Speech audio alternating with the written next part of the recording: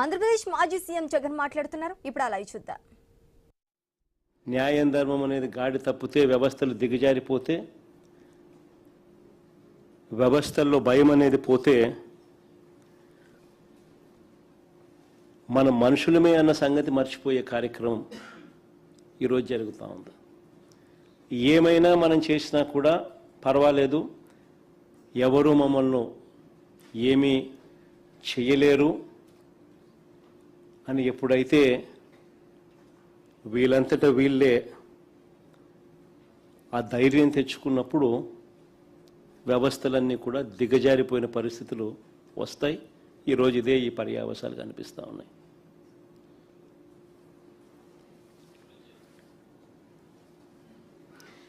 విజయవాడలో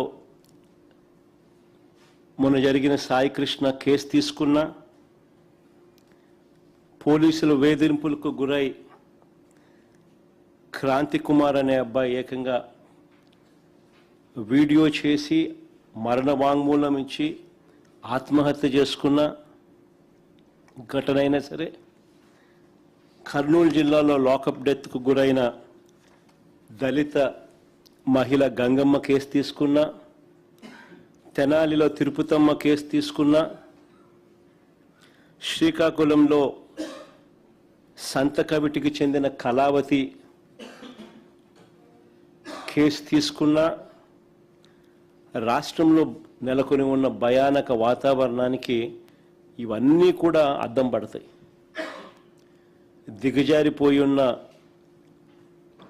చట్టం, పోలీస్ వ్యవస్థకి ఇవన్నీ కూడా అద్దం పడతాయి. కస్టడీలోకి తీసుకొని ఒక మనిషిని దారుణంగా కొట్టి చంపి కుట్రపూరితంగా సీసీ ఫుటేజ్ను సైతం మాయం చేసి చివరికి శవం కూడా కనపడకుండా మాయం చేసి ఆ శవం ఎక్కడుందో, ఏం చేశారో, ఏమైందో కనీసం కుటుంబ సభ్యులకు బూడిద కూడా ఇవ్వని అత్యంత అమానవీయ పాశవిక ఘటన జరిగి, ఈ ఘటన కూడా ఎక్కడ జరిగింది? So called state head quarters. అంటే చంద్రబాబు నాయుడు గారి ఇంటికి ఆమడ దూరంలో.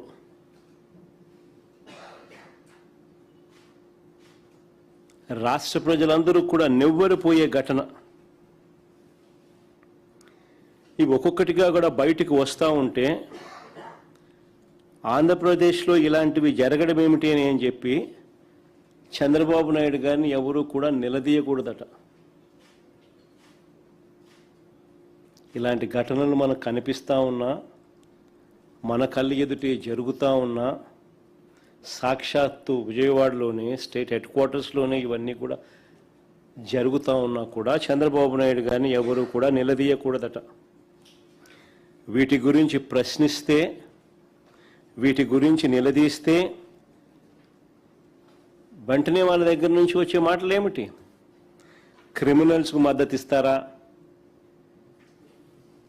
అంటూ తాను ఎదురుదాడి చేయడమే కాకుండా తనకు తానా తందానా అనే ఎల్లో మీడియాతో కూడా ఇదే మాదిరిగానే రాతలు రాయి చేస్తారు. క్యారెక్టర్ అసాసినేషన్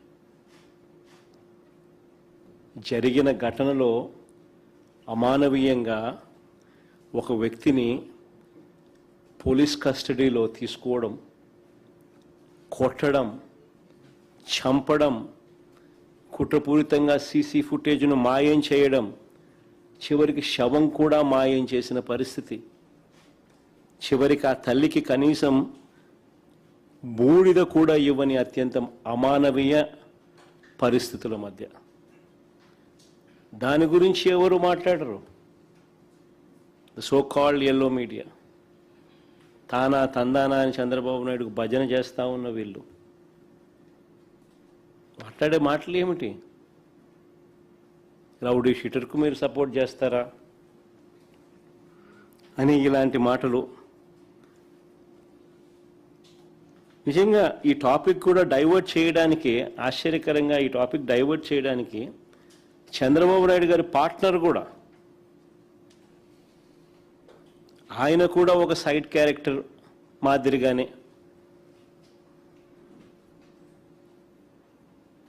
వీళ్ళతో తాను తందానా అంటూ పొలిటికల్ డ్రామాలో ఈరోజు అందరూ చేస్తూ ఉన్న పరిస్థితులు. నేను చంద్రబాబు నాయుడు గారిని, ఆయన పార్ట్నర్ గారిని ఇద్దరిని సూటిగా ప్రశ్నిస్తా ఉన్నా. ఈ రాష్ట్రంలో చట్టం న్యాయం లేదని, కోర్టులతో తమకు పని లేదని, తమకు ఏది అనిపిస్తే అది చేస్తామని, తమ చేతిలో ఉన్న కొంతమంది పోలీసులతో తామే శిక్షలు వేస్తామని, దొంగ కేసులు పెడతామని, చంపుతామని, బూడిద కూడా ఇవ్వమని,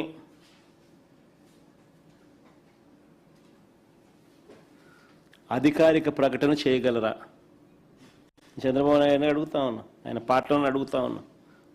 అధికారికంగా ఇవన్నీ మేము చేయగలమని చెప్పి మీరు అధికారికంగా ప్రకటన చేయగలరా?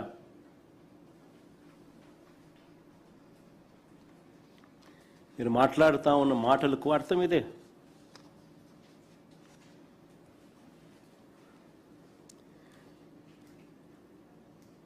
కవరప్లో భాగంగా సాయి కృష్ణ మొదట రౌడీ షీటర్ అన్నారు. కవరప్లో భాగంగా ఇదే సాయి కృష్ణ అనే పిల్లాడిని మొదట రౌడీ షీటర్ అన్నారు. రౌడీ షీటర్ను వెనకేసుకొని వస్తారా అని కూడా ఎదురుదాడి చేశారు. జనం ఎప్పుడైతే చీకొట్టడం మొదలుపెట్టారో అప్పుడు వెంటనే మళ్ళీ యూటర్న్ తీసుకొని ఇదే చంద్రబాబు నాయుడు గారు తన మనుషుల చేత ఆ కుటుంబ సభ్యుల దగ్గరికి పంపించి చివరికి ఇదే సాయి కృష్ణ కుటుంబాన్ని తాను పిలిపించుకొని సెక్రటేరియట్లో వాళ్ళకు టైం ఇచ్చి వాళ్ళ పక్కన కూర్చొని వాళ్ళ చేయి పట్టుకొని ముసలి కన్నీరు కారుస్తూ న్యాయం చేస్తాను అని ఇదే చంద్రబాబు నాయుడు మళ్ళీ యూటర్న్ తీసుకొని ఇవే మాటలు.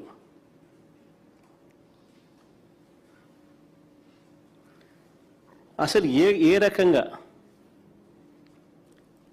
ఏకంగా 40 రోజుల పాటు ఇది బయటికి రాకుండా తొక్కిపెట్టిన ఈ కేసుపై యావత్ దేశమంతా కూడా దిగ్భ్రాంతికి గురైతే 40 రోజుల పాటు, ఇన్ఫ్యాక్ట్ మేము పోయి 40 కూడా కాదు, దాదాపు 46 రోజులు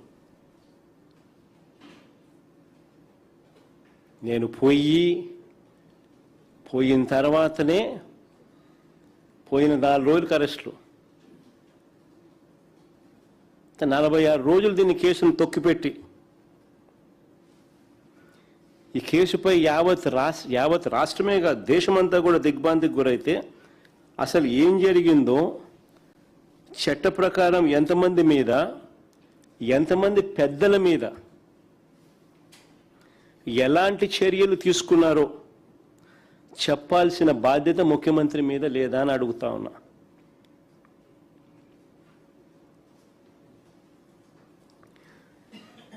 ఇంత జరిగినా కూడా ఇప్పటికీ కూడా చంద్రబాబు నాయుడు గారిలో కానీ ఈ ప్రభుత్వంలో కానీ ఎక్కడా కూడా చిత్తశుద్ధి అనేది కనిపించదు. ఎక్కడా కూడా ఏ కోశానైనా కూడా కనీసం రిమోర్స్ లేదు, పశ్చాత్తాపం లేదు.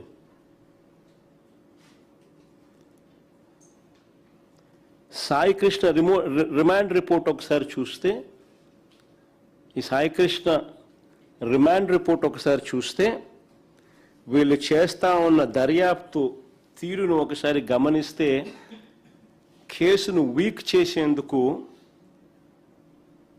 పై వాళ్ళను ఎలా కాపాడుతున్నారో చాలా స్పష్టంగా కూడా కనిపిస్తాయి ఆధారాలతో సహా.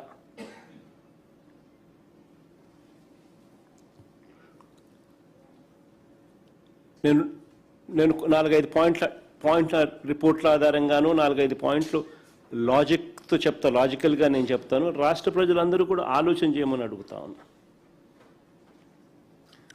సాయి కృష్ణను మార్కాపురం నుంచి తీసుకువచ్చింది టాస్క్ ఫోర్స్ పోలీసులు. సాయి కృష్ణను మార్కాపురం నుంచి తీసుకువచ్చింది మార్కాపురం